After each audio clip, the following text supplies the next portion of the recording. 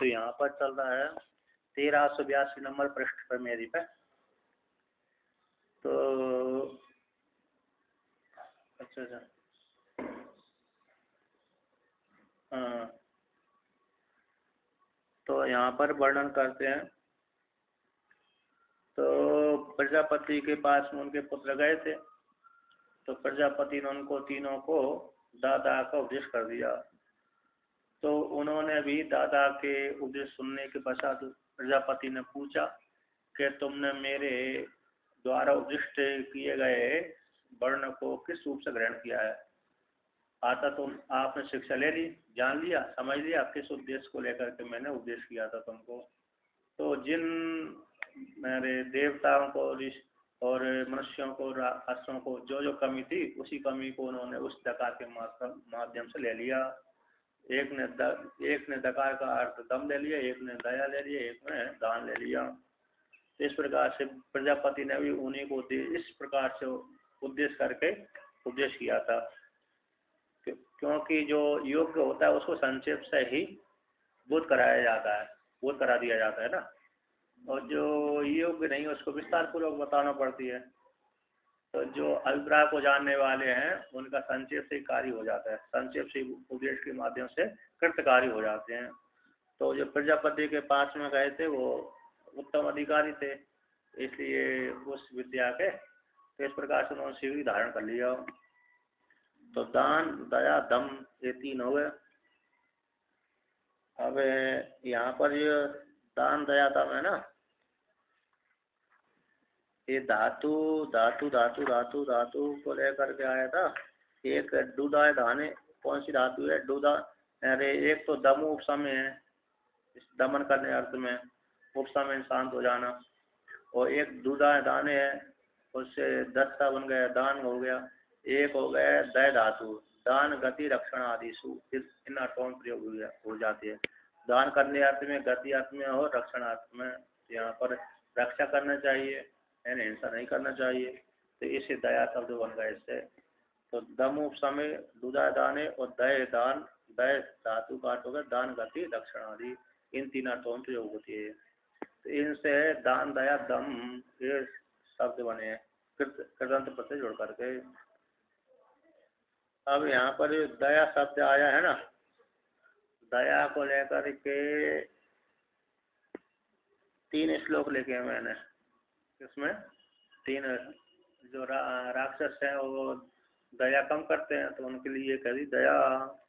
दया शब्द का अरे आया है पुराणों में, परे व बंधु वर्गे व मित्रे दुष्टरि व सदा आत्मवद वर्तितव्यम ही दया ऐसा परिकीर्तिता। कहते पर में, दूसरे में, बंधु वर्ग में, मित्र में, द्वेष करने वाले में सदा आत्मा के समान वर्तन करना चाहिए। जो इस प्रकार से करता है वो उसको आत्मा के समान जानता है। दूसरे वाले व्यक्ति को, बंधु वर्ग को, बंधु समुदाय को, बंधु भाई बंधु आदि को, और मित्र को, और द्वेष करने वाले के ऊपर जो आत्मा के समान जानता है उनके साथ व्यवहार करता है, इस प्रकार से वर्तन करता है। तो यह इस प्रकार से इसको दया कहते हैं। आत्मवर्ते सर्वभूतेषु यो हिताय सुवाय च वर्तते सततम हृष्टः क्रिया ही ऐसा दया स्मृता। कहते आत्मा के समान, जैसे हर व्यक्ति अपने अपने समान रहता है उसी प्रकार से जैसे हम अपने शरीर की रक्षा करते हैं उसी प्रकार से संपूर्ण भूतों के लिए, हित के लिए, सुख के लिए जो निरंतर वर्तन करता है, प्रसन्न रहता है, ऐसी जो क्रिया करता है उसको, ऐसी क्रिया करने वाले को दया कहते हैं। इसको दया कहते हैं कि आत्मा के समान, अपने समान सभी भूतों को सुख करने के लिए, हित करने के लिए जो निरंतर प्रयास करता रहता, लगा रहता है, ऐसा जो निरंतर हिष्ट रहने वाला है, इस प्रकार से हिष्ट जो पुरुष है क्रिया करने वाले, ये ऐसी क्रिया करने वाले को दया कहते हैं। और यत्नादपि परक्लेशम हर्तुम व यदि जायते इच्छा भूमि सूर्यश्रेष्ठा सा दया परिकीर्तिता। एक दूसरे पुराण में आता है यत्न से भी पर क्लेशम हरतुम, दूसरे के क्लेश को हरण करना चाहिए। या तो यह हृदय में इस प्रकार से दूसरे को क्लेश हरने के लिए जिस प्रकार से भावना उत्पन्न होती है, इच्छा उत्पन्न होती है, तो भूमि भूमि सुश्रेष्ठ है। भूमि भूमि में भूमि सुश्रेष्ठ है, यानी भूमि यानी पृथ्वी हो गई, उसमें जो श्रेष्ठ देवता आता है, भूमियों के पालन करने वाले राजन है, प्रधिपति। इसको साथ या जिस प्रकार से इच्छा होती है व्यक्ति के संपूर्ण प्राणियों के क्लेश को हरण करने की इच्छा होती है, तो उसको दया कहते हैं। इस प्रकार से दया शब्द के तीन श्लोक आए हैं, ये वर्णन कर दिए। अब दान दया और दम, इसको लेकर के कहते हैं दान से दया हो गया, एक दास से दया हो गया, एक दास से दान हो गया, एक दम हो गया। अब यहाँ पर कहते हैं, क्या कहते हैं कि एक कुछ बाद ही इस प्रकार से अर्थ निकालते हैं इसके तीन दकार के। मनुष्यों की अपेक्षा नहीं है ना, मनुष्यों को लेकर के अथवा सामान्य लोग एक के लिए एक जो किया है, एक दकार देवताओं के लिए, एक दकार असुरों के लिए, एक दकार मनुष्यों के लिए कहा गया है। फिर इन सभी ने तो एक ग्रहण किया था, तो हम लोगों के लिए तीनों एक साथ क्यों उपदेश कर रहे हैं, उसको लेकर कहते हैं। और क्यों आया है, इनके प्रजापति के अभिप्राय को इन्होंने कैसे जान लिया, तो अत्र एक आओ, इस विषय में कुछ वादी कहते हैं कि आदानत्व अदयालुत्वेर अपराधित्वम आत्मनो मन्यमानः संकिता एव प्रजापतौ ऊषु किम नो बक्ष्यति इति। कहते कुछ वादी कहते हैं कि जो देवता मनुष्य और राक्षस गए थे, तो उनमें से देवता आदि कैसे थे, आदांत वाले थे, इन इंद्रियों को दमन उन्होंने नहीं किया था। और कहते आदानत्वम, और मनुष्य ऐसे ऐसे संग्रह करते रहते हैं, लेकर बांटते नहीं, दान नहीं करते, ऐसे उनके मन में ये भाव है, वो कमी बनी रहती थी, कमी बनी रहती थी। देवताओं इंद्र आदि देवताओं में तो ये कमी बनी है कि हम दमन नहीं कर पाते, भोग विषय में लगे रहते हैं। और मनुष्यों के मन में ये भावना बैठी थी कि हम कंजूस हैं, दान नहीं करते हैं, तो प्रजापति के हमको उपदेश करेंगे, तो ऐसे जान करके प्रजापति के पास में गए। अब इसके पश्चात अरे असुर, तो असुरों ने कहा हम दयालु नहीं हैं, हम हिंसा ही करते रहते हैं, खाओ पियो मारो पीटो। इस प्रकार से आत्मनो मन्यमाना अपराधित्वम, आत्मनो मन्यमाना, इस प्रकार से ऐसे गुण वाले वो होकर के अपने आप को अपने आप को अपराधित्वम, अपराधी मानते हुए, कौन, देवता असुर और मनुष्य मानते हुए, इस प्रकार शंका से होकर के प्रजापति के पास में ब्रह्मचर्य का पालन किया। तो उन्होंने फिर विचार किया कि किम नो बक्ष्यति, हम लोगों के लिए प्रजापति क्या उपदेश करेंगे, हम लोगों के लिए क्या उपदेश करेंगे, यद्यपि हमें ये कमी है फिर भी देखते हैं प्रजापति हमको क्या उपदेश करेंगे। इस प्रकार से लेकर के उन्होंने अरे वहाँ पर तपस्या करी, तो प्रजापति ने एक ही शब्द प्रयोग कर दिया सभी के लिए एक समान, दा दा दा।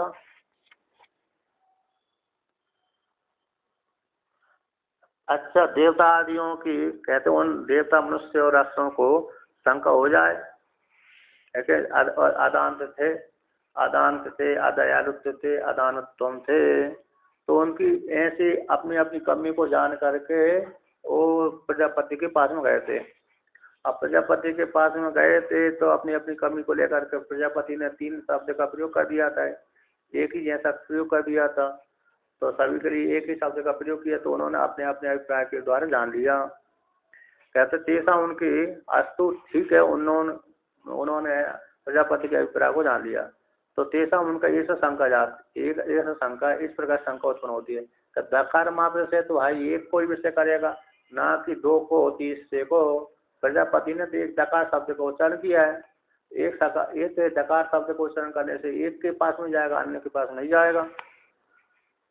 तो दकार मात्र की ईदृशी दकार मात्रत्वात्, दकार मात्र होने से कीदृशी प्रतिपत्ति, किस प्रकार से, क्योंकि वहां पर तो दकार ही एक ही दकार है, तो भाई किस प्रकार से किसको और कराएगा। कि दान का बोध कराएगा एक दकार, क्या दमन का बोध कराएगा, कि दया का बोध कराएगा, तो किसको बोध कराएगा? ऐसी प्राप्ति हो जाने पर कहते हैं, क्या कहते हैं, तेषाम च दकार श्रवण मात्राद एव आत्मा आशंका वशन तद अर्थ प्रतिपत्तिर अभूत। तेषा उनकी, तेषा में उनकी, अर्थात जिस उद्देश्य से वो गए थे, देवता, असुर और मनुष्य, तो उन सभी ने उनके मध्य में और उन सभी ने दकार मात्र श्रवणाद, दकार मात्र का श्रवण किया गया था। उन सभी ने क्या किसका श्रवण किया था? जब प्रजापति ने उपदेश किया कि दकार मात्र का, तो दकार मात्र के श्रवण से ही आत्म शंका वसान, अपने शरीर के भीतर, अंतःकरण के भीतर जो शंका बैठी हुई थी, कहीं प्रजापति पिताजी हमको इसी विषय में उपदेश करते हैं। जैसे कोई विद्यार्थी पढ़ने गया, अब पढ़ने गया तो फिर वो इतना पढ़ जाए, दूसरे दिन उसने आचार्य ने बोल दिया भाई इतना कंठस्थ करके आओ, है क्या नहीं? तो कंठस्थ करके आया तो, लेकिन कुछ आया कुछ नहीं आया, फिर उनके शंका बनी रहती है, कहीं जो नहीं पढ़ा मैंने नहीं आया उसी के विषय में आचार्य न पूछ लें, है क्या नहीं? उसी के विषय में न पूछें, यदि पूछ लिया तो गड़बड़ हो जाएगी। तो इसी प्रकार से यहाँ पर भी इसी शंका से होकर के अरे उन्होंने जान लिया कि भाई हमें ये कमी है, और प्रजापति ने सभी के लिए समान दादा प्रयोग किया है, इसलिए हमें ये कमी है, उसी कमी को द्वारा उन्होंने उसको जान लिया। सभी ने एक दकार के 3 अर्थ निकाल लिए अपनी सुविधा के अनुसार। तो दकार मात्र श्रवण से ही, तेषाम से दकार मात्र श्रवणाद एव आत्मशंका वशन तदर्थ प्रतिपत्तिर अभूत।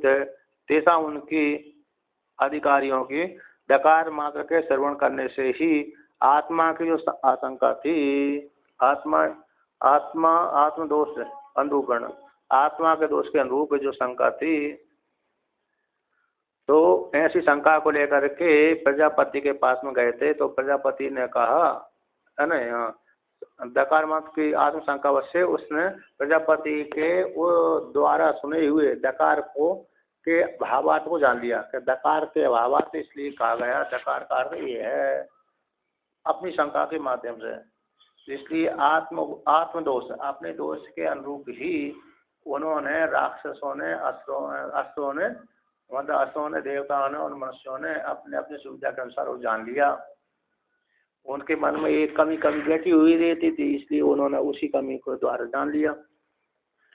तदर्थ दकारार्थ है, तदर्थ है नहीं दकारार्थ है। तो दकारार्थ तो दमादि तस्य उसकी प्रतिपत्ति तद द्वारा, तो कहते दमादि जो है, दकार से दमादि आ गए, उसकी प्रतिपत्ति, दमादि की प्रतिपत्ति दकार के माध्यम से, दकार के माध्यम से होने के कारण, और अंतत्व आदि कहते हैं, इसलिए अंतत्व होने से, अंतत्व आदि विनिवृत्ति आसीद, भिन्नत्व है ना, तद्वार से छोड़ करके भिन्नत्व की, भिन्न से अरे प्रतिपत्ति नहीं होती, इसी माध्यम से ही आत्मवस्तु की प्रतिपत्ति हो जाती है। किससे? दान दया दम, दान है, दया है और दम है। इससे क्या हो जाएगा? गुण आएंगे। ऐसा कर्म करता करता करता व्यक्ति गुणी हो जाता है, गुणी हो जाने से पहले उसमें प्रवृत्त हो जाता है क्या नहीं? तो अंतःकरण की शुद्धि पीछे वर्णन कर दिया, कर्मकांड कैसे अंतःकरण की शुद्धि के हेतु है, ऐसा पीछे वर्णन किया था। अब कहते हैं तो इसलिए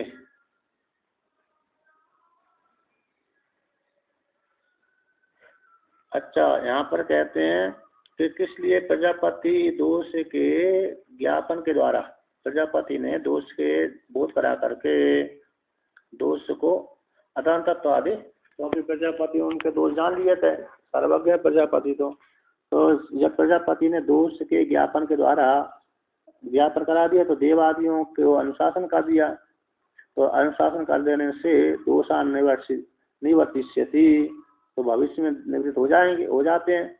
जैसे प्रजापति दोषों के ज्ञापन के द्वारा देवादियों के जो कलमश थे, दोष थे, है ना, तो दोषों की कैसी भविष्य में निवृत्ति धीरे धीरे कैसे हो जाती, तपस्या के बल के प्रभाव से निवृत्त हो जाती है। उसी प्रकार से यहाँ कह रहे हैं वैसे लोकेपि प्रसिद्धम पुत्र शिष्याश्च अनुशास्यः संतो दोषान् निवर्तिष्येतव्या इति। लोक में ही प्रसिद्ध है। लोक में क्या प्रसिद्ध है भाई कि पिता अपने पुत्र को शिष्य बनाता हुआ, पुत्र बनाता हुआ, शिष्य है ना, शिष्य भी है उसमें, पुत्रवती धर्म दोनों है। तो इस प्रकार से शिष्य अनुशास्य संतो अनुशासित होता हुआ, किस विद्या के द्वारा अनुशासित होता हुआ, दादा तो दादा माना नामक जो विद्या है, दादा इति, इस प्रकार से इस विद्या के द्वारा अनुशासित होते हुए, दान करो दया कर दमन करो, इस प्रकार अनुशासित होते हुए संतो दोषान निवर्तित अभ्या इति, दोषों को क्या कर देता है, निवृत्त कर देता है। आचार्य के मुखारबिंद से अनुशासित होकर के फिर जो उसके शरीर के भीतर बैठे हुए दोष हैं, उस दोषों को निवृत्त कर देता है क्या नहीं। अब आप कहते हैं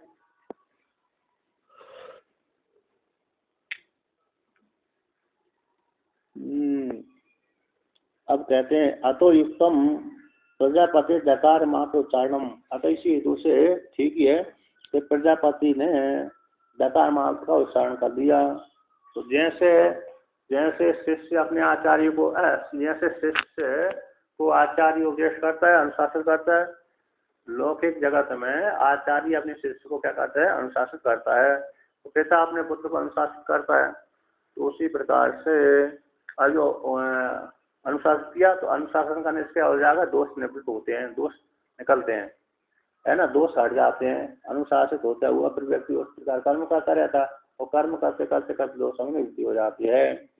इसलिए जो शिष्य हैं आचार्य द्वारा अनुशासित होती है, पुत्र अपने पिता से अनुशासित होती है, तो वह पुत्र आदि कैसे दोषान निवर्तित अभ्या, दोषान को निवृत्त कर देता है। ये इस प्रकार से। अब आगे कहते हैं अतुयुक्तम प्रजापति दकार मात्र उच्चारण, इसलिए ठीक है प्रजापति का दकार मात्र उच्चारण करना ठीक ही है क्या नहीं। प्रजापति का दकार मात्र उच्चारण करना ठीक है, क्योंकि प्रजापति शिष्यों को उपदेश करके, उपदेश के माध्यम से अनुशासन करता है। ऊपर उन शिष्यों के जो पाप कलमश होंगे, उन कलमशों को इस मंत्र के माध्यम से निवृत्त करा देता है, जैसे कोई सही मंत्र हो। तो अब कहते हैं दमादि त्रयचे दकार अन्वयाद आत्मनो दोष अनुरूपेण देवादीनाम विवेकेन प्रतिपत्ति चेति प्रतिपत्तुम चैति। दमादि त्रय में दान दया दम ये त्रय हो गए। इन तीनों में दकार अन्वयाद, दकार का अन्वय होता है तीनों में, दान में भी द है, दया में भी द है, और दमन में भी द है, दकार। तो दमादि त्रय में दकार के अन्वय से, दकार का अन्वय हो जाने से तीनों में, दान दया दम में भी, तीनों में ही दकार का अन्वय हो जाने से, और अपनी दोष अनुरूपेण, अपने दोष के अनुसार, अपनी कमी के अनुसार, देवादियों को विवेकन प्रतिपत्ति, तो देवताओं को कैसे विवेक के द्वारा प्रतिपत्ति में ज्ञान किया जाता है ना। अतः दमादि त्रय में दकार का अनुभव हो जाने से और आत्मा के दोष के अनुरूप देवादियों ने अपने विवेक के द्वारा उस तत्व को जान लिया। तो भाई प्रजापति ने हमारे लिए ऐसा उपदेश किया है, इसलिए उपदेश करके कहा है। यदि भी दकार आया है तो दकार का क्या निकालना चाहिए, तो उनकी कमी के अनुसार, उन्होंने जो उनमें कमी थी उसी कमी के अनुसार उन्होंने निकाल लिया, है ना। अब आगे कहते हैं प्रतिपत्ति मुक्तम, दमादियों को इस प्रकार जान लेना ठीक ही है। अब कहते हैं फलम तो एतर आत्मदोष ज्ञाने सति दोषान् निवर्तयितुं शक्यते अल्पेन अपि उपायन यथा देवादयो दकार मात्रेण इति। कहते हैं अब अरे विवेक के द्वारा देवादियों ने विवेक के द्वारा उसको जान लिया, तो फल क्या हुआ? कहते फल तो ये हो गया आत्मदोष के ज्ञान हो जाने पर, अपने अंतःकरण में अज्ञान का ज्ञान हो जाने पर, अपने अंतःकरण में अज्ञान का ज्ञान हो जाने पर, इसलिए कहा है देवादियों को मतलब क्या कर दिया कि फलम तो ये था आत्मदोष है, तो ये आत्मदोष ज्ञान के द्वारा, आत्मदोष आत्मा रूप दोष अंतःकरण में दोष है कलम से, उस दोष के ज्ञान के ज्ञान सत्य ज्ञान की प्राप्त हो जाने पर दोषान निवर्ति तुम शक्यते, कहते इस प्रकार से दोष को जानने के कारण तो दोष को क्या करें निवारण करने की समर्थ हो जाते हैं। शक्यते किसके द्वारा? के अल्पेन अपि उपायन, अल्प उपाय के द्वारा, अल्प साधन के द्वारा, अल्प साधन के द्वारा, यानी इस प्रकार से जो जिस साधक ने जिस स्त्री पुरुष ने अपने दोषों को जान लिया तो फिर जान लेने के पश्चात अब फिर वो दोष को हटाने के लिए क्या करता है, थोड़ा सा उपदेश आचार्य से, किसी न किसी आचार्य सत्संग के माध्यम से अथवा अन्य के माध्यम से आचार्य से क्या उपदेश सुन लेता है। उपदेश सुन लेने के पश्चात कहते हैं, उपदेश जब सुन लिया तो कहते हैं उपदेश के सुन लेने से जो दोष है वो दोष के निवृत्त हो जाता है। इसलिए शक्यते अल्पेन अपि दोषेन, इसलिए अल्प है ना, अल्पेन अपि उपदेशन, अल्प उपदेश के द्वारा जिस प्रकार से ज्ञान हो जाता है उस यथा जिस प्रकार तथा उसी प्रकार से यथा देवादियों दकार मात्र श्रवण, देवताओं ने दकार मात्र श्रवण किया, तो श्रवण करने के कारण अब जो स्वयं में जो जो कमी थी उन्हीं सभी ने, देवताओं ने, असुरों ने और मनुष्यों ने अपने अपने अभिप्राय के अनुसार अर्थ निकाल लिया, अपने अपने अभिप्राय के द्वारा अर्थ निकाल लिया। इसलिए विवेक के द्वारा है ना, अल्प उपाय के द्वारा, अल्प साधन के द्वारा भी यथा देवादेव दकार मात्रम, तो देवादि कैसे दकार मात्र के द्वारा उन्होंने जान लिया था पिताजी ने हमारे लिए दामन का किया है, और दूसरे ने मनुष्य लोक के लिए कहा गया है, और तीसरे ने हिंसा प्राण को लेकर कहा है। इस प्रकार से तो प्रजापति अपने शिष्यों को उपदेश करते हैं, उसी प्रकार से अन्य आचार्य भी अपने शिष्यों को उपदेश करते हैं, और उसी का ही अनुमोदन कौन करते हैं? देव विभाग के। तो अल्पोपाय के द्वारा एक देवादियों ने दकार मात्र का दकार को जान लिया, उसी प्रकार से अल्प साधन के द्वारा, अल्पोपाय के द्वारा ही देवादियों को जो उपदेश किया गया है उसको ही हम जान लेते हैं, समर्थ हो जाते हैं। इस प्रकार से अब इस प्रकार से वर्णन कर दिया।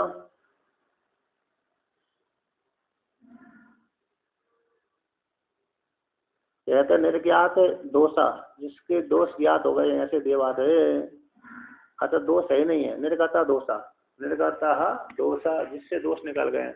देवताओं में कोई दोष नहीं है। कहते हैं जैसे अन्य जो दो है ना, झूठ बोलना, अरे अन्य अन्य झगड़ा आदि करना, ये दोष नहीं है, राक्षसों में ये जान देते हैं। तो यहाँ पर कहते हैं कि विशिष्टान प्रति अनुशासा प्रवृत्तत्वाद आत्माकम तद अभावाद अनुपादेयम ददाम इति संकेते, स्पष्ट रूप से, विस्पष्ट है स्पष्ट रूप से प्रति, यानी कहते हैं प्रति अनुशास्य प्रवृत्तवाद, तो विशेष रूप से जो हाँ आ जाइए कि अल्प उपदेशन योग्य वाले व्यक्ति के लिए, किसके लिए? योग्य वाले व्यक्ति के लिए। तो अल्प उपदेश के द्वारा ही वो व्यक्ति क्या कर लेता है, जान लेता है। ऐसे जिसकी सूक्ष्म बुद्धि है उसको ज्यादा उपदेश करने की जरूरत नहीं पड़ती है क्या नहीं, उसके लिए तो थोड़ा सा उपदेश कर दिया, थोड़े से उपदेश के माध्यम से उसने वो जान लिया, जान लेते हैं। जैसे देवता आदि देवता मनुष्यों राक्षसों जान लिया, तो पिताजी ने हमको उपदेश दाता किया, और दूसरे के मन के अभिप्राय को जानने वाले थे, इसलिए उन्होंने मनोगत भाव को जान ली कि इस उद्देश्य से, क्योंकि कमी उनमें हुई थी, तो अपनी अपनी कमी के माध्यम से उन्होंने वो अर्थ निकाली एक ही तक का, है ना। मेरे को भी थोड़ी नींद आ गई थी, इसलिए इधर उधर चल रही थी गाड़ी नींद भी आ गई थी। तो कहते हैं निर्ज्ञात दोष है ना, जिनके दोष ज्ञात हो चुके हैं, ऐसे है ना, दोष जिनको ज्ञात हो गए ऐसे देवादि यथा डकार मात्र से वो दोषों को उन्होंने निकाल दिया। अतः एक तो निर्ज्ञात है, ठीक है, निर्ज्ञात दोषा, निर्गता दोष है, जिससे जिससे दोष निकल गया, दोष ही निकल गया तो कोई बात ही नहीं। अब निर्ज्ञात दोष है, ज्ञात हो गया, नित्राम रूप से दोष ज्ञात हो गए, मालूम पड़ गया, हमको मालूम पड़ गया कि हम में ये दोष हैं, ये कमी है हमें। अब वो दोषों को जान लिया हमने, तो दोषों को जान करके फिर पिताजी ने हमको उपदेश किया, तो डकार मात्र से हमने वही अर्थ निकाल लिया। जैसे हम अपने आप को जानते कि हमें ये कमी है, ये कमी, उस कमी को कोई दूसरा वाला व्यक्ति वो जाकर करता संक्षेप से, तो हम जान लेते हाँ भाई ये हमारे लिए उपदेश है। उसी प्रकार से देवता आदियों ने अपने अपने दोषों को जान लिया था, तो अपने अपने दोषों को जान लिया था, तो पिताजी ने जो डकार उपदेश किया उसी के अनुसार उन्होंने तीनों ने अपने अपने कमी के माध्यम से उस अर्थ को निकाल लिया। यहाँ पिताजी ने इसी उद्देश्य से हमारे लिए उपदेश किया है। तो इति शब्दों दाष्टान्त से प्रदर्शनार्थ, तो दकार मात्र इति में इति शब्द आया दाष्टान्त को प्रदर्शन करने के लिए है। अब कहते हैं यहाँ पर क्या है, टीकाकार कहते हैं विशिष्टान प्रति अनुशासन से, विशिष्टान प्रति अनुशासन से प्रवृत्तात् अस्माकं तदभावात् अनुपादेयम दमादि संगते। विशिष्टों के लिए तो प्रजापति ने तो विशिष्टों के लिए उपदेश किया था, विशिष्टान प्रति अनुशासन से प्रवृत्तात्, तो देवता आदि के लिए तो प्रवृत्त हुए थे। कौन? प्रजापति किसके लिए प्रवृत्त हुए थे? देवता आदियों के लिए प्रवृत्त हुए थे। अस्माकं तदभावात्, तो उनका जो उपदेश है ना, दादा दा दान दया दम, हम लोगों के लिए थोड़ी है। तो अस्माकं तदभावात्, प्रजापति का जो उपदेश है तो वो हमारे लिए नहीं हो सकता, क्योंकि वो तो प्रजापति तो जो गए थे उन्हीं को ही उपदेश किया था उन्होंने। हमारे उद्देश्य करके तो प्रजापति ने कहा है, हमारा उद्देश्य करके, जैसे गीता को भगवान श्री कृष्ण ने अर्जुन को निमित्त बना के हम लोगों को कह दिया, अतः वो मान लो अर्जुन को ही उपदेश किया था, है ना, अर्जुन को ही उपदेश किया था। अब व्यास जी भगवान निकली तो हम लोग उसको पढ़ लेते हैं, व्यास जी भगवान नहीं लिखते तो कौन पढ़ता है, क्या नहीं? व्यास जी भगवान यदि वो उसको नहीं लिखते गीता को तो हम लोग भी नहीं पढ़ पाते, और व्यास जी भगवान ने लिख दिया तो लिपिबद्ध कर दिया तो हम लोग पढ़ लेते हैं। तो उसी प्रकार से अर्जुन को तो उपदेश किया था, लेकिन उसी में हमारी कल्याण हो गया। तो उसी प्रकार से देवता आदियों को उपदेश किया था, हम लोग भी पालन कर लेते हैं। तो यहाँ पर शंका है कि देवता आदियों को तो उपदेश किया था, हम लोगों को किया नहीं था, हम उसका पालन क्यों करें? तो इसलिए उपाधि नहीं है वो दा दा दा दान दया दम, ऐसी उपाधि नहीं है। ऐसी प्राप्ति हो जाने पर कहते हैं ननु एतत् त्रयाणाम देवादीनाम अनुशासनम देवादि भिर अपि एक एकम एव उपादेयत्वम आद्यत्वेपि न तु त्रयम मनुष्यै न तु त्रयम मनुष्यै शिक्षितव्यम इति। तो यहाँ पर कहते हैं ननु एतत् त्रयाणाम, दान दया दम दा दा दा, इन तीनों के लिए, तो तीनों के लिए दान दया दम, ये तीनों शब्द डकार, 3 डकार उच्चारण किया था। किसके लिए? देवादि नाम, त्रयाणाम देवादि नाम। तो ये 3 अक्षर की, एक अक्षर किए थे तीनों को, तो इनके लिए किया था क्या? देवादि नाम। तो त्रयाणाम देवादि नाम, ये तीनों देवता, देव मनुष्य और असुरों के लिए अनुशासन किया था दादा के माध्यम से। तो देवादि मेरे अपि, तो देवादियों के लिए ही, देवादियों के द्वारा एक में उपादेयत्वम, तो एक ही उपादेय ग्रहण किया गया था। देवताओं ने तीनों नहीं ग्रहण किए, देवताओं ने दम, एक दकार का अर्थ दम ही अकेले लेकर के चले गए। जैसे इंद्र विरोचन की कहानी आती ना, इंद्र विरोचन की कहानी में विरोचन नहीं चला गया, एक बार लेकर को उपदेश करके चला गया तो लौट कर नहीं आया। उसी प्रकार से इन्होंने, इंद्र आदि जो देवता हैं, देवता मनुष्य असुरों ने एक उपदेश सुना, अपनी कमी को जान लिया, दोषों को जान लिया, तो बस सुन करके चले गए। तो कहते हैं देवादियों के द्वारा भी एक ही उपादेयत्व है, उपादेयत्व अध्यात्म में भी, किंतु अध्यात्म में न त्रय मनुष्य शिक्षितव्यम। अब वर्तमान काल में अध्यात्म यानी वर्तमान काल में उन तीनों को दान दया दम, ये मनुष्यों के द्वारा नहीं शिक्षा लेनी चाहिए। अरे देवताओं ने भी तो चलो एक ले लो, 2 को छोड़ देना चाहिए, एक ले लेना चाहिए। मनुष्य लेना चाहते हैं तो एक एक को ले लो, दया दान को ले लो, दया और दम को छोड़ दो, अथवा एक गुण कोई ले लो, दुगों को छोड़ दो। तो कहते वो तो उस काल में देवता आदि को बोला, उपदेश किया था, हम लोगों को थोड़ी उपदेश किया, इसलिए हम मनुष्यों के द्वारा शिक्षा नहीं लेना चाहिए उनसे, आता दान दया दम नहीं करना चाहिए। ऐसी प्राप्ति हो गई। ऐसी प्राप्ति हो जाने पर कहते हैं,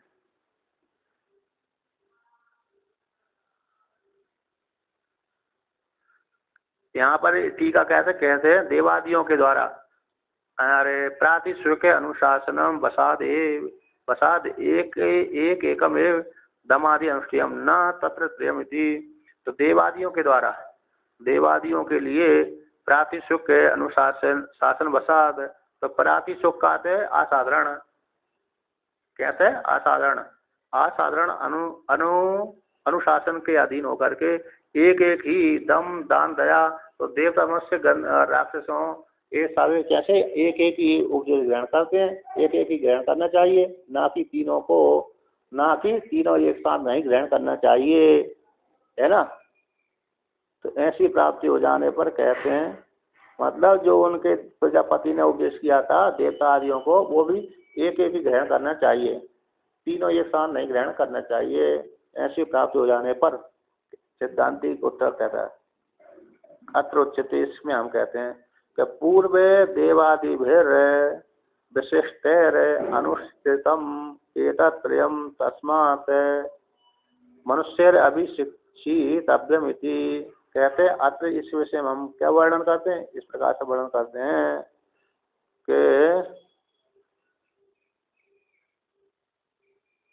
कि पूर्व के काल में, किसमें, पूर्व काल में भी देवादियों के द्वारा, देवताओं आदि के द्वारा क्या किया गया था, इन तीनों का ही उपदेश ग्रहण किया गया था, आचार किया गया था, आचरण किया गया था।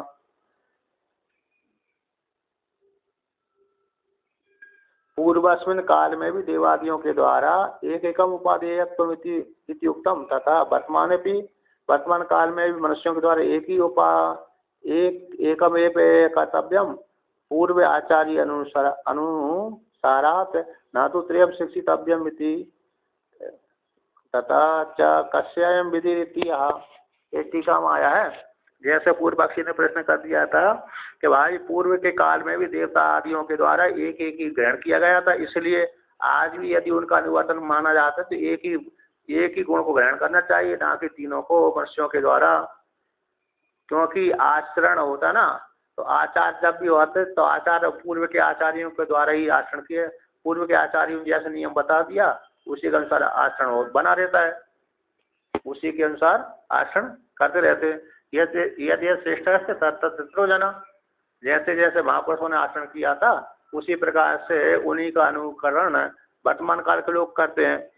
तो पूर्व के, इसलिए मनुष्यों के द्वारा एक एकम एव कर्तव्यम पूर्वाचार्य के अनुसरण से तीनों के एक साथ कहते ना तो त्रयम् शिक्षितव्यम, तीनों के एक साथ शिक्षण नहीं लेना चाहिए, यानी एक ही मनुष्य के लिए तीन उपदेश नहीं करना चाहिए। पूर्व के आचार्यों ने एक ही ग्रहण किया था, इसलिए एक ही मनुष्यों के द्वारा भी एक ही अर्थ लेना चाहिए, एक प्रकार का एक ही अर्थ लेना चाहिए, चाहे दान ले लो, चाहे दया कर लो, चाहे दया दम कर लो। इस प्रकार से ऐसी प्राप्ति हो जाने पर, ऐसी प्राप्त हो जाने सिद्धांत कहते ना ऐसी बात नहीं है कि आचार का प्रमाणत्व को आश्रय करके पर्यार्थी। इस विषय में हम कहते हैं, इस विषय में हम कहते हैं अत्र, इस विषय में हम कहते हैं कि पूर्व देवादिभिर विशिष्टैर अनुष्ठितम एतत्त्रयम् तस्मात् मनुष्य अपि शिक्षितव्यम् इति। कि पूर्व देवादियों के द्वारा, विशिष्ट देवादियों के द्वारा, देवताओं के द्वारा, मनुष्यों के द्वारा और असुरों के द्वारा, तो इन सभी के द्वारा अनुष्ठितम एतत्त्रयम्, ये तीनों को समुदाय रूप में ही उन्होंने अनुष्ठान किया था, है ना। तस्मात् इसी दूसरे मनुष्यों के द्वारा आज भी तीनों को ग्रहण कर लेना चाहिए। अतः पूर्व के आचार्यों ने, देवता आदियों ने भी ऐसा दमन ही अकेला अर्थ नहीं लिया, बल्कि दमन दान दया तीनों का ही अर्थ ग्रहण किया, तीनों प्रकारों का अर्थ उन्होंने स्वीकार किया था। दमन तो स्पष्ट हो ही गया देवताओं को, है ना। कि दान कब किया था, कि दान देवता दान कब करते हैं? देवताओं ने देखो, इंद्र देवता ने यज्ञ किया था जिसमें निमि राज अरे वशिष्ठ भगवान को पुरोहित बनाया था। तो वशिष्ठ भगवान इंद्र देवता के यज्ञ करने के लिए गए थे और उसी में पृथ्वीलोक में निमि राजा था उस काल में। उस राजा ने भी इनसे प्रार्थना करी थी। तो पहले उन्होंने कहा, वशिष्ठ भगवान से कहा, मैं पहले इंद्र देवता ने मेरे को वरण कर लिया तो उनके पास जाऊंगा, फिर बाद में तुम्हारा करूंगा, जब तक सामग्री इकट्ठी कर लो। लेकिन राजा निमि ने तो नहीं माना, दूसरे आचार्य वर्ण करके अनुष्ठान कर लिया। तो वहां पर अनुष्ठान के लिए कर लिया तो फिर उनको श्राप दे दिया। उनने जब यज्ञ पूरा करके आए थे इंद्र देवता, प्रदीप देखा कि आज मेरा शिष्य तो दूसरे आचार्य वर्ण करके अनुष्ठान कर रहा है, तो थोड़ी गलती हो गई, श्राप भी दे दिया। तो निमि राजा ने श्राप दे दिया एक दूसरे के शरीर छोड़ने के लिए। तो वशिष्ठ भगवान का शरीर छूटा, निमि राजा का शरीर छूटा, तो दोनों ही प्रकार इस प्रकार से। तो कहते अरे वहां पर जो आता है दान भी देवता दान करते हैं, यज्ञ किया तो दान तो होगा ना। अब दया कहाँ पर आई? कि दया वहां पर देवताओं ने दया कहाँ पर करी थी? जैसे देवता और असुरों में युद्ध हो गया था, तो विष्णु भगवान की सहायता से देवताओं ने सारे असुरों को मार दिया, थोड़ी बहुत बचे। तो ब्रह्मा जी ने नारद जी से कहा, जाओ इंद्र देवता से कहो मना कर दो, अब मारे ना। कौन को ना मारे? अब इनको ना मारे, है ना, असुरों को ना मारे, क्योंकि इनका यदि अब मारे तो बीज ही नष्ट हो जाएगा। प्रजापति कहते हैं अभी यदि इनको मार दिया तो पूरा बीज ही नष्ट हो जाएगा, बीज नष्ट हो जाएगा फिर तुम आलसी हो जाओगे, कहते नहीं। तो इसलिए बीज नष्ट नहीं होने देते, प्रजापति भी बना कर रखते हैं। दोनों सृष्टि उन्हीं की है कि नहीं? दोनों सृष्टि देव और असुर सृष्टि उन्हीं की है। तो इसलिए कहते हैं, भगवान भी कहते हैं, कभी भी एक इधर का तराजू कभी इधर भारी कर देता हूँ, कभी उधर का भारी कर देता हूँ, शिक्षा देने के लिए, पाप और फलों को उगाने के लिए। तो प्रजापति यानी जब इस तरह ब्रह्मा जी ने कहा, नारद जी आए इंद्र देवता के पास, तो नारद जी की वाणी सुन करके इंद्र देवता भी उन राक्षसों को दैत्यों को मारना बंद कर दिया। है ना, जो मर गए तो मर ही गए, है ना, और बच्चे हुए तो वर भी मार रहा था पूरे, तो उनको छोड़ दिया, तो वही बहुत बढ़ जाते हैं। इनको छोड़ दिया वही बढ़ जाते हैं। अब कहती हैं अब इस प्रकार से तो देवता में क्या हो गया? देवता में तीनों अर्थ हो गया ना, दान भी आ गया, दमन भी आ गया और दया भी आ गई, है ना। अब आगे कहते हैं तत्र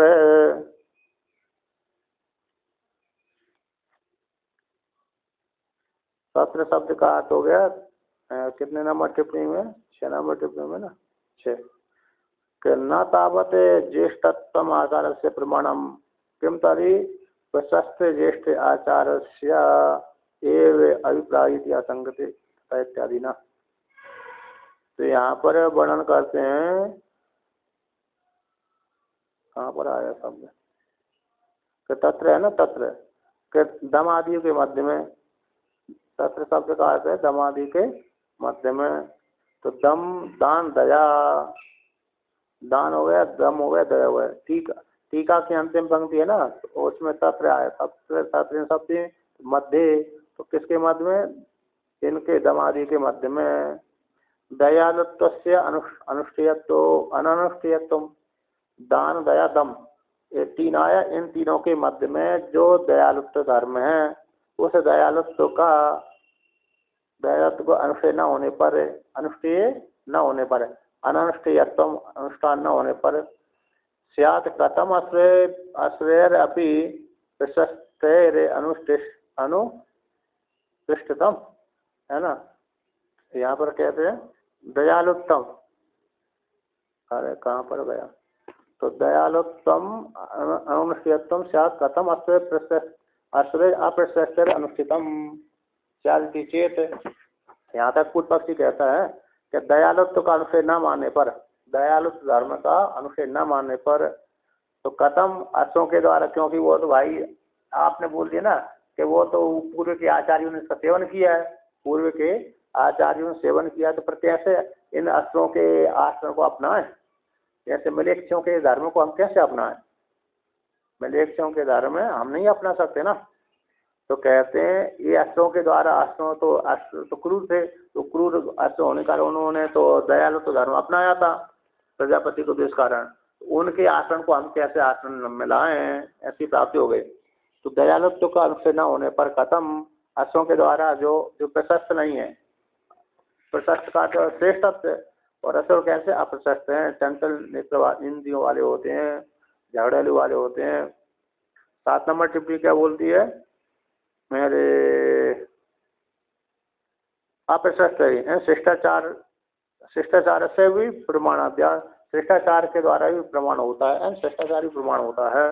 तो शिष्टाचार यदि उनका आचरण तो खराब है, किनका, राक्षसों का, जब उनका आचरण खराब है तो उन प्रजापति ने उनके लिए दया का उपदेश किया, तो दया को हम कैसे पालन करें, क्योंकि उनका आचरण भी तो खराब है इस प्रकार से। तो दयालुत्व का अनुष्ठेय न होने पर कैसे अश्वों के द्वारा प्रशस्त, अरे अश्वों के द्वारा अनुष्ठितम स्यात्, अनुष्ठेय होगा, है ना, कैसे वो दया अनुष्ठेय होगी। अतः एक एक की उपादेयता कैसे स्वीकार होगी। तो ऐसी प्राप्ति हो जाने पर कहते ना, ऐसी बात नहीं है।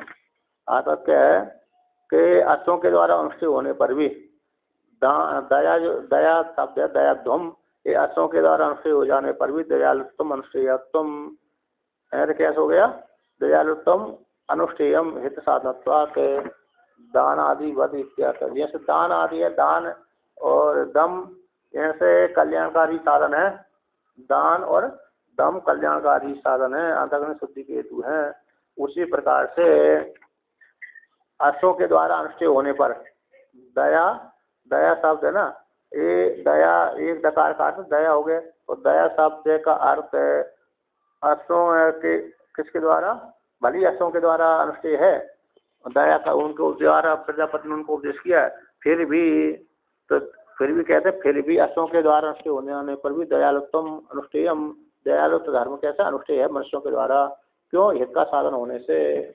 वह दयालुत्व शब्द कैसा है, दया शब्द हित साधन वाला है, इसी हेतु से सभी मनुष्यों के द्वारा ये दान, दया, दया दान, दम दया दान, ये तीनों का अनुष्ठान करना चाहिए, है ना। तो ऐसा उत्तर दिया, करना ऐसी बात नहीं है। ना शब्द का अर्थ है भली अर्थों के द्वारा प्रतिष्ठित, अर्थों के द्वारा आश्रित है वो दया, तो आश्रित होने पर भी कहते तुल्य प्रमाण वाला होने से, तो आप ऐसा नहीं कर सकते कि हम दया नहीं करेंगे, दया का सेवन नहीं करेंगे, ऐसी बात नहीं है। कहते तुल्यत्वात् त्रयाणाम अतो अन्यो अत्र अभिप्राय, तुल्य होने से अतः समान होते, दान दया दम, दान है दया है और दान है दया है और दम है, इन सभी में एक एक विभक्ति आई है, द्वितीया के वचन, तो सभी में और अव्यय है, तो दान करिए, दया करिए, दमन करिए, इस प्रकार से। अब कहते हैं देवादियों के मध्य में प्रजापति के समान होने से दिव्य उनके लिए तद उपदिष्टत्व, जो प्रजापति द्वारा उपदेश किया गया है, अद्यत्य भी सारे व्यक्ति अभी भी अनुमोदन करते हैं, है क्या नहीं, सारे लोग अभी भी क्या करते हैं, अनुष्ठान करते हैं। देवादियों के लिए जो प्रजापति ने विशेष सामान्य रूप से उपदेश किया गया था, तो प्रजापति ने देवादियों के लिए सामान्य रूप से उपदेश किया गया, दिव्य होने के लिए, तो देवताओं के लिए कहा, उन देवताओं के द्वारा उपदिष्ट जो ज्ञान है, तब उस ज्ञान को उपदृष्टा उपदेश किया गया था। तो अद्यत्वी सर्वम अनुवर्तम अनुष्ठेयम, सारे व्यक्ति आज भी उसी का पालन कर रहे हैं। जैसे प्रजापति के द्वारा इंद्र देवता, अग्नि देवता इत्यादि देवता अनुशासित हुए थे, असुर राक्षस और इंद्र देवता मनुष्य आदि, तो आज भी अनुभूति चल रही है वो। अब कहते हैं सभी के द्वारा अनुष्ठेय है। अब यहाँ पर क्या कहते हैं कि हित का ही उपदिष्टत्व मान लेने पर तद अज्ञान से, हित का ही उपदिष्ट हो जाने पर, हित का ही जो हित वस्तु है ना उसका ही उपदिष्ट मान लेने पर भी तद अज्ञान यानी हित का ज्ञान न होने से, हित का ज्ञान न होने से तो ज्ञान ना होने से क्या हो जाएगा? तो प्रजापतिर अन्यता उपदिशति, प्रजापतिर अन्यता अन्यता अहितम उपदिशति, अहित हितकर का उपदेश नहीं होगा उसका। तो मतलब कैसे है कि हित का उद्दिष्ट हो जाने पर भी प्रजापति ने एक एक डकार तीनों के लिए कहा, तो तीनों ने अपने अपने अर्थ सामर्थ्य के अनुसार, ज्ञान के अनुसार, अंतःकरण नियम, अंतःकरण के द्वारा उन्होंने उस प्रकार से हित का उपदेश सुन लिया। तो सुन लेने पर भी तद अज्ञानात है, तो तद अज्ञान है हित का ज्ञान ना होने से, हिताज्ञानात है, हित का ज्ञान ना होने से तो प्रजापति इस पर अन्य प्रकार का उपदेश करने वाला हो जाएगा। कौन हो जाएगा? प्रजापति अन्य प्रकार का अहित अहित उपदेश करने वाला हो जाएगा। इसी चेत ऐसा कहो। तो यहाँ पर क्या आया है कि प्रजापति हितज्ञो न अन्यथा उपदिशति, जैसे प्रजापति ने अच्छा यहाँ पर कैसे तुल्य प्रमाण होने से, तो इसलिए अरे प्रजापति का जो अभिप्राय है अन्य प्रकार का ही है, अन्य प्रकार का है।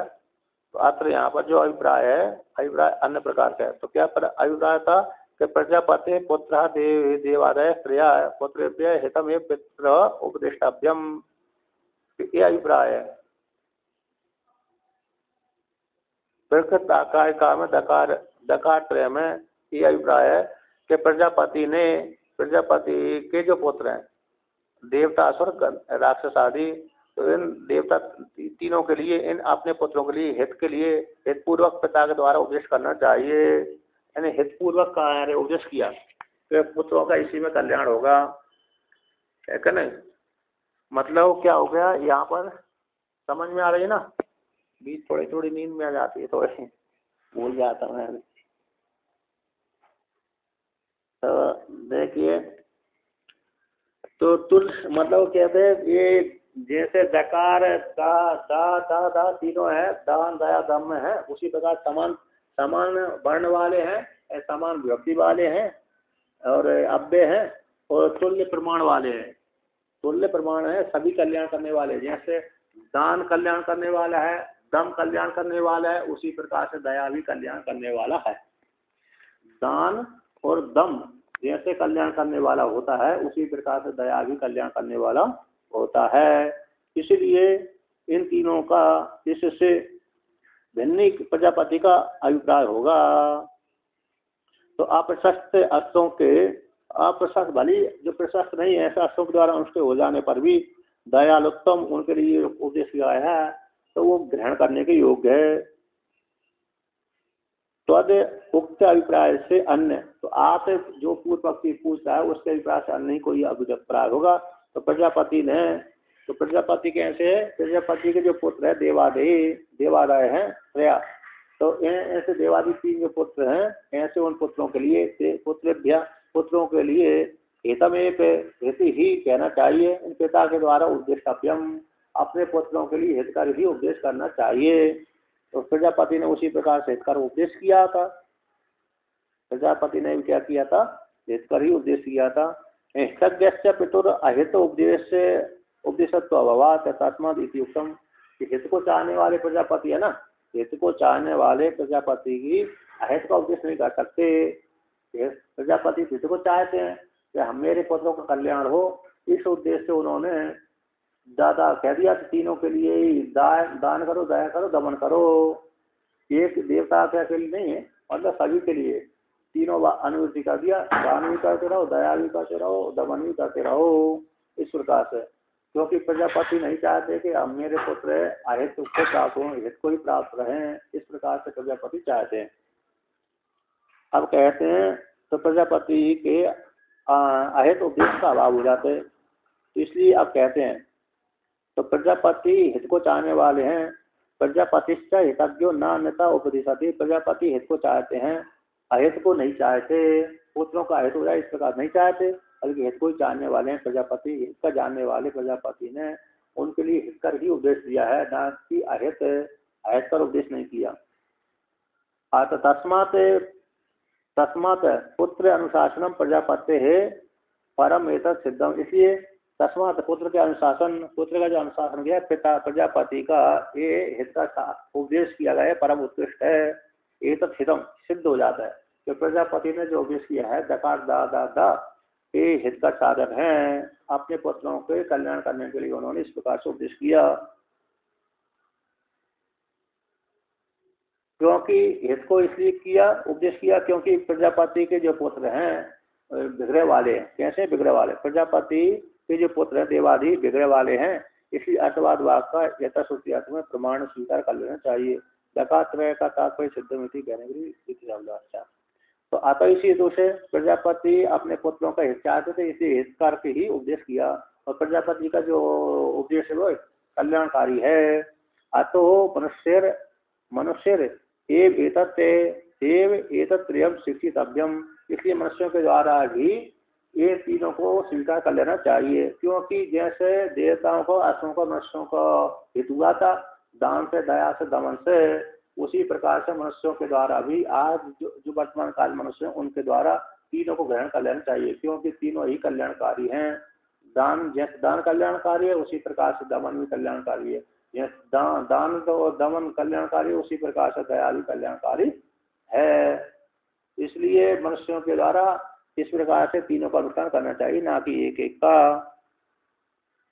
देवादियों में प्रत्येक व्यावृत्त हो जाते त्रितय समुच्चय आदि का अवद्योतक एवकार है।